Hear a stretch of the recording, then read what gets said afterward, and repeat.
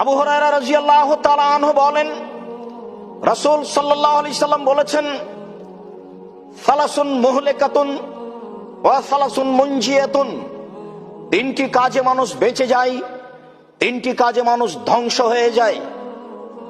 ফাম্মাল মুনজিয়াতু, যে তিনটি কাজে মানুষ বেঁচে যায় তার একটি হচ্ছে তাকওয়াল্লাহ ফি সিররি ওয়াল আলানিয়া, গোপনে ও প্রকাশ্যে আল্লাহকে ভয় করে যে সেই বেঁচে যাবে, সেই সফল হবে।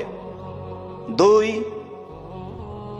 অলিকতিসাদ ফিল ফাকরি ওয়াল গিনা, খরচে যে মধ্যম পন্থা অবলম্বন করে, অর্থ সম্পদ বেশি হলো খরচ মধ্যম পন্থায় করতে হবে, অর্থ সম্পদ কম হলেও কমের গতিতে মধ্যম পন্থায় খরচ অবলম্বন করতে হবে, তাহলে সে সফল হবে।